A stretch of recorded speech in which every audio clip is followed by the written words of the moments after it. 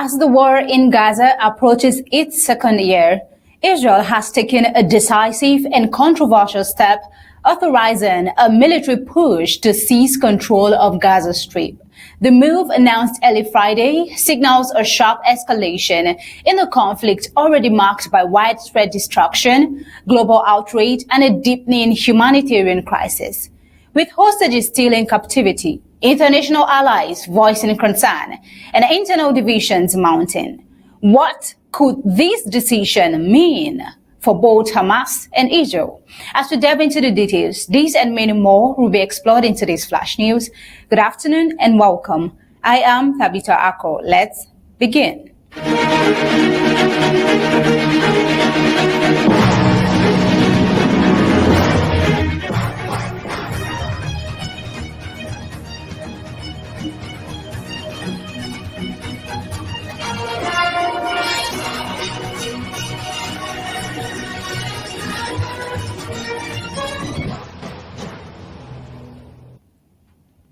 Right before the details, Prime Minister Netanyahu believes that the UK, France, and Canada are on the wrong side of humanity with their proposal to establish a Palestinian state.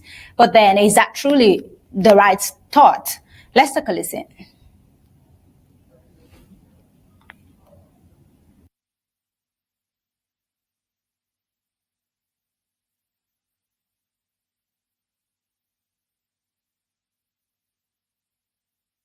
How this simple truth evades the leaders of France, Britain, Canada, and others.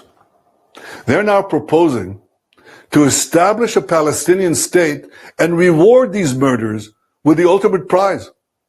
Well, for 18 years, we had a de facto Palestinian state. It's called Gaza. And what did we get? Peace? No. We got the most savage slaughter of Jews since the Holocaust. You won't be surprised to learn that Hamas thanked President Macron and Prime Minister Starmer and Carney for demanding that Israel end its war in Gaza immediately. Hamas was right to thank them, because by issuing their demand, replete with a threat of sanctions against Israel, not Hamas, these three leaders effectively said they want Hamas to remain in power. They want Israel to stand down and accept that Hamas's army of mass murderers will survive, rebuild, and repeat the October 7th massacre again and again and again, because that's what Hamas has vowed to do. I say to President Macron, Prime Minister Carney, and Prime Minister Starmer, when mass murderers, rapists, baby killers, and kidnappers thank you, you're on the wrong side of justice. You're on the wrong side of humanity. And you're on the wrong side of history. Now, these leaders may think that they're advancing peace. They're not. They're emboldening Hamas to continue fighting forever. And they give them hope to establish a second Palestinian state, from which Hamas will again seek to destroy the Jewish state. And mind you, it's not going to be a state free of Hamas. When you establish a Palestinian state, we've seen it. The radicals take over. Iran sends them in and they take over. So don't give us this talk. It'll be a peaceful Palestinian state. It won't be. Going by that statement, what could be Netanyahu's next move following the global concern of the release of hostages and that of the humanitarian crisis in Gaza? Just in, Israel's political security cabinet has approved a plan to seize control of Gaza City, marking a significant escalation in its military campaign, now nearing its 2-year conflict. The move comes despite growing domestic and international criticism over the humanitarian toll of the conflict. Probably Netanyahu's next move. But then the cabinet's decision, announced early Friday, follows repeated failed efforts to broker a ceasefire and a worsening humanitarian crisis underscored by images of starving children and widespread displacement across Gaza. The approved strategy focuses on capturing Gaza City, the enclave's largest urban center in the north. Now, while Prime Minister Benjamin Netanyahu has previously expressed intentions to assert control over the entire Gaza Strip, the current plan does not extend that far yet. Let's take a listen. We want to keep it. We want to have a security perimeter We don't want to govern it. We don't want to be there as a governing body. We want to hand it over to Arab forces that will govern it properly without threatening us and giving Gazans a good life. That's not possible with Hamas.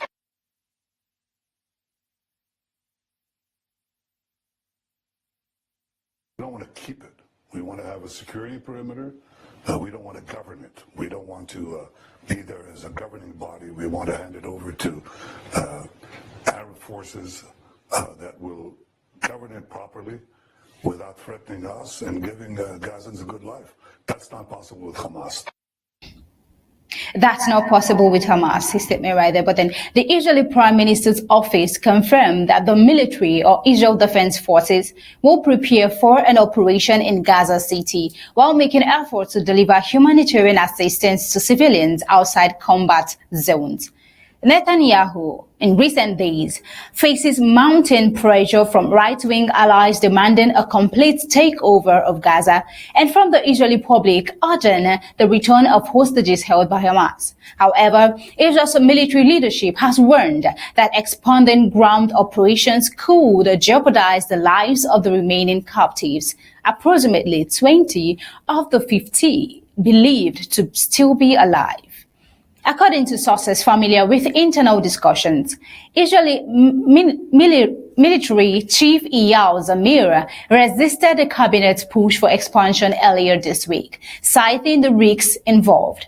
Some government officials indicated that a phased military approach and prior civilian evacuation orders may precede the operation in Gaza City. Tensions between the government and military are also fueled by public dissent. While some citizens demand aggressive action to recover hostages, others argue that further military expansion could worsen the crisis and increase casualties. The decision has sparked criticism from several international actors. British Prime Minister Keir Starmer urged Israel to reconsider, warning that the move would not aid hostages recovery or end the war, but then instead he made a statement calling for the release of hostages. Also, Australia also cautioned against escalating military control. Let's take a listen to Keir Starmer. And of course, foremost in our minds are the hostages still held after such a very, very long time. They should be released immediately and unconditionally. Now, what does governance in Gaza looks like? It remains very unclear. Netanyahu has indicated that Israel does not intend to govern Gaza permanently and prefers to hand over control to Arab forces. However, no specifics were provided on which countries would be involved or under what framework. A Jordanian official reiterated that Arab nations would only support governance structures agreed upon by Palestinians themselves. Meanwhile, Hamas condemned the Israeli announcement as a disruption to negotiations and warned against any external administration, stating that it would treat such governance as occupation. Israel, on the other hand, has rejected past post-war governance proposals, including an Arab-backed Egyptian plan for a Palestinian technocratic committee to oversee Gaza. Gaza's humanitarian situation continues to deteriorate by the day. Nearly the entire population of 2.2 million has been displaced, with basic resources depleted.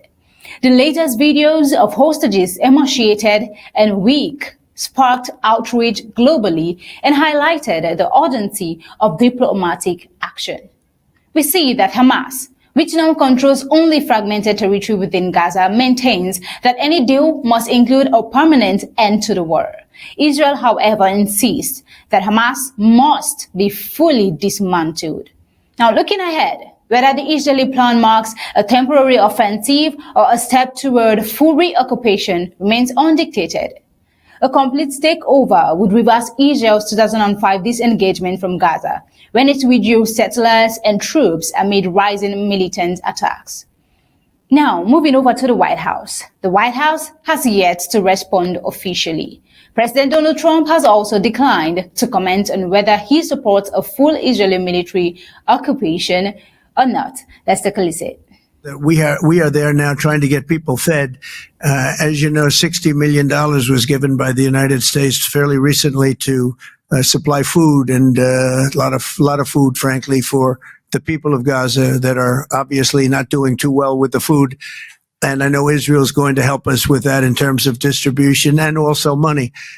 We also have the Arab states are going to help us with that in terms of the money and possibly distribution. So that's what I'm focused on. As far as the rest of it, I really can't say. That's going to be pretty much up to Israel.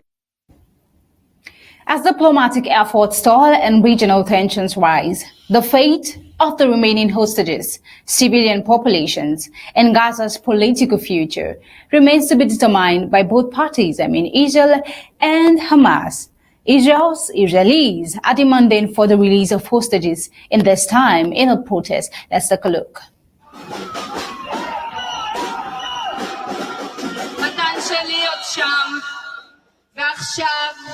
במקום לעשות את הדבר היחיד שהממשלה הזו לא עשתה, להניח עסקה כוללת על השולחן, להניח עסקה כוללת על השולחן,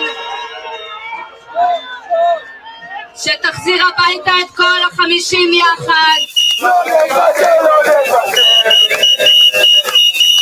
שכל חטוף חוזר, לא נוותר.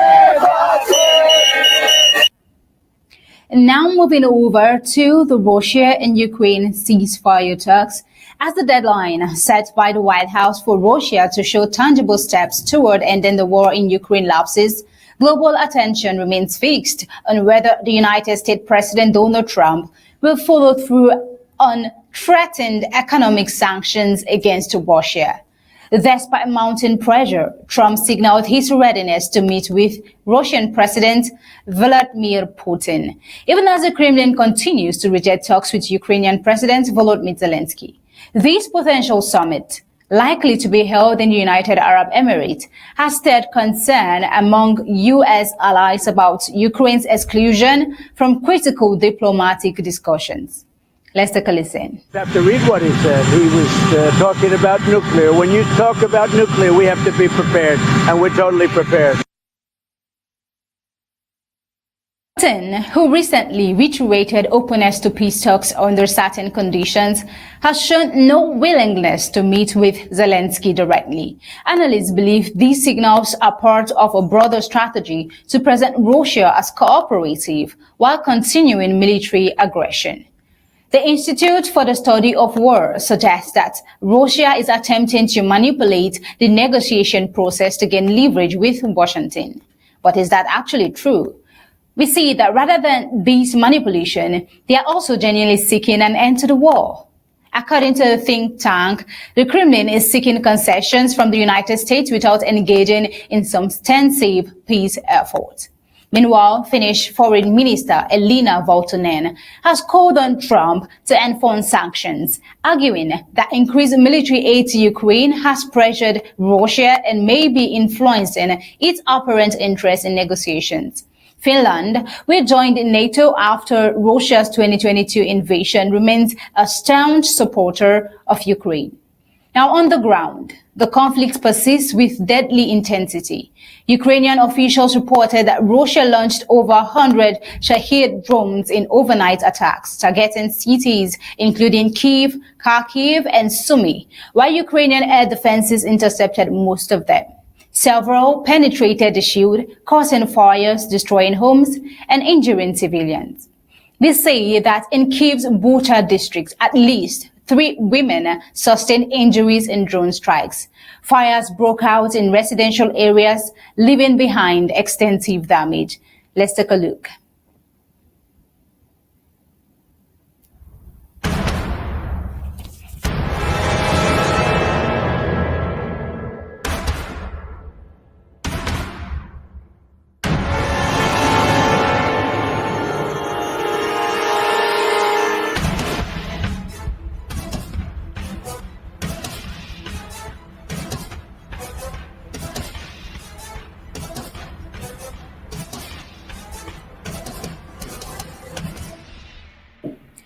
While Russia's military aggression continues, State media has praised Trump's willingness to engage with Putin, interpreting it as a strategic win for the Kremlin. Russian analysts celebrated what they see as Trump's softening stance, noting that he no longer insists on an immediate ceasefire or Russian concessions. However, experts like Eugene Rumor from the Carnegie Endowment for International Peace caution that the likelihood of Putin agreeing to a ceasefire remains extremely low. Despite threats of secondary sanctions on Russia's oil customers, key buyers like China have shown no intention of cutting ties. Now, amid the diplomatic maneuvers, Zelensky has been actively engaging with European leaders to ensure Ukraine's interests remain central. European nations have also reaffirmed their long-term support for Ukraine, both militarily and in the future reconstruction process.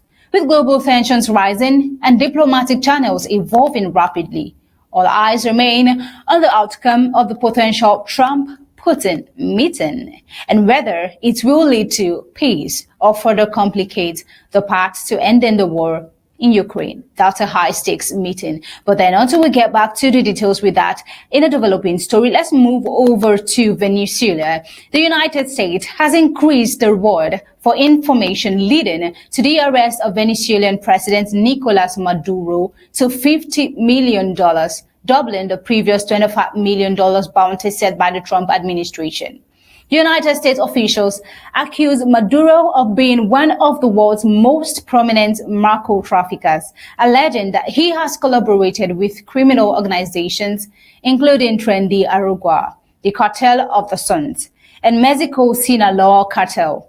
The Justice Department claims he has been involved in smuggling fentanyl-laced cocaine into the U.S. They say that in a recent video, Attorney General Pam Bondi on Thursday described the reward increase as historic and stated that more than $700 million in assets linked to Maduro have been seized. These include 2 private jets, 9 vehicles, and several tons of cocaine allegedly traced directly to him. Let's take a listen. Today, the Department of Justice and State Department are announcing a historic $50 million reward for information leading to the arrest of Nicolas Maduro. Maduro uses foreign terrorist organizations like TDA, Sinaloa, and Cartel of the Suns to bring deadly drugs and violence into our country. To date, the DEA has seized 30 tons of cocaine linked to Maduro and his associates, with nearly 7 tons linked to Maduro himself, which represents a primary source of income for the deadly cartels based in Venezuela and Mexico. Cocaine is often laced with fentanyl, resulting in the loss and destruction of countless American lives. The DOJ has seized over $700 million of Maduro-linked assets, including 2 private jets, 9 vehicles, and more. Yet Maduro's reign of terror continues. He is one of the largest narco traffickers in the world and a threat to our national security. Therefore, we've doubled his reward to $50 million. Under President Trump's leadership, Maduro will not escape justice, and he will be held accountable for his despicable crimes. If you have any information to bring this criminal to justice, call 1-202-307-4228 or go online. Maduro was indicted in a U.S. federal court in 2020 during Trump's first term, alongside several high-ranking allies, on federal drug charges. At that time, the United States offered a $15 million reward for his arrest, which was later raised to $25 million under President Biden, matching the amount once offered for Osama bin Laden. In response, Venezuelan Foreign Minister Yevan Gil dismissed the latest announcement as a political distraction, calling it a ridiculous smokescreen meant to divert attention from domestic controversies in the U.S., including the Jeffrey Epstein scandal. Now we see that in June 2025, Hugo Cavajal, a former Venezuelan military intelligence chief, pleaded guilty in the U.S. to charges including narco-terrorism conspiracy and cocaine trafficking. Prosecutors said Carvajal was part of a high-level network that attempted to flood the United States with drugs. Once a close ally of Maduro, he later defected and supported Venezuela's U.S.-backed opposition. He was extradited from Spain in 2023. And despite repeated U.S. efforts, Maduro remains in power. He was re-elected in 2024 in a vote condemned as illegitimate by the U.S., the European Union also, and several Latin American governments. Last month, the U.S. and Venezuela struck a prisoner exchange deal. 10 jailed Americans were freed by Caracas in return for the repatriation of dozens of individuals deported by the United States to El Salvador under Trump's immigration crackdown. Shortly afterward, Washington also authorized Chevron to resume oil drilling in Venezuela, lifting some earlier sanctions. That's a whooping amount just to get a president arrested. But then, who would think about that and think about the effect it has gotten to humanities and the threat it is to national security. But then moving over to Africa and Rwanda. Rwanda has signed an agreement with the United States to receive up to 250 migrants deported from American soil. According to the Rwandan government and a senior official familiar with the deal. This move reflects the Trump administration's continued effort to expand third country deportations as part of its tough immigration policy. The deal, finalized in Kigali in June, allows Rwanda to vet and approve individuals before relocation. An initial list of 10 migrants has already been submitted by the United States authorities for screening. Rwanda's government spokesperson, Yolande Makolo, confirmed the country's willingness to receive deportees, citing national values rooted in reintegration and rehabilitation. Those accepted under the agreement will receive accommodation, healthcare, and workforce training to support their transition into Rwanda's society. The United States will provide Rwanda with a financial grant to facilitate the program. Although the specific amount has not been disclosed, we see that the agreement also allows for potential expansion beyond the initial 250 migrants through mutual consent. According to officials, Kigali will only accept individuals who have completed their prison sentences or face no active criminal charges. Offenders with serious crimes, including child sex offenses, will be excluded. Let's take a listen to one of the migrants.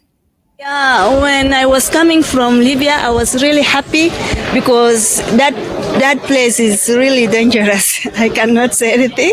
We passed through a lot of hardship, and Libya, the time we had that we are going to be taken to be evacuated to this place, we were really happy for that, and we are impressed. We felt like at the end of the day, God has heard our prayers that we are going to be rescued from the hardship that we are passing through within Libya.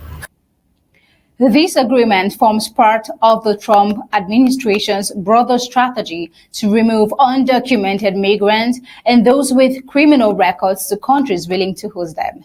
Similar deportations have been carried out to South Sudan and Eswatini in March. More than 200 Venezuelans accused of gang affiliations were deported to El Salvador and later released in a prisoner swap. In June, the United States Supreme Court ruled that migrants can be deported to third countries without prior assessment of harm risks, although the ruling is now being challenged in a Boston federal court. We see that Rwanda's role in such deportation deals is not new. Taking you to history, we see that in 2022, the East African nation entered a controversial agreement with the UK to receive thousands of asylum seekers. However, the deal was abandoned in 2024 by Prime Minister Keir Starmer after extensive legal and public opposition. While international leaders often praise President Paul Kagame for Rwanda's post-genocide transformation, human rights groups have raised concerns over political freedoms and also the treatment of migrants. Nonetheless, Rwanda continues to position itself in Africa as a viable destination for resettlement and has recently played a role in the US-led peace efforts in the Democratic Republic of Congo. The United States and Rwanda agreement adds to a growing list of bilateral migration arrangements aimed at managing global displacement, but it also raises fresh questions about the safety, the voluntariness, and long-term impact of third country deportation strategies. As this unfolds, and as we get to see how these migrants get to live, maybe accepted or not accepted in these nations, or in Rwanda basically accepting them, we hope that it is for the betterment of the nation itself. But then until next time, this is what we're drawing the curtain on today's Flash News. Stay tuned for Horizon.